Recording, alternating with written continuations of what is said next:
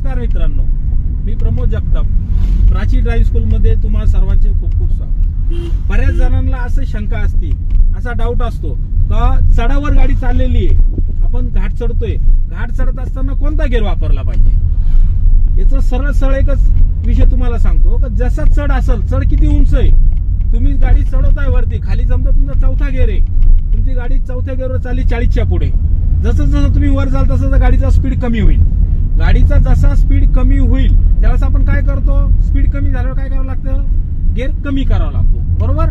मग समजा तुमचा स्पीड 30 पेक्षा कमी झाला तर तुम्ही काय कराल, गेअर कमी कराल तिसऱ्यापेक्षा, बरोबर, तिसरा गेअर घ्याल.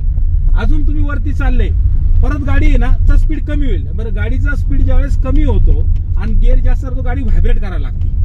गाडी व्हायब्रेट झाली का तुम्हाला गेअर कमी करायचा आहे, 20 पेक्षा कमी झालं तर दुसरा गेअर घ्यायचा.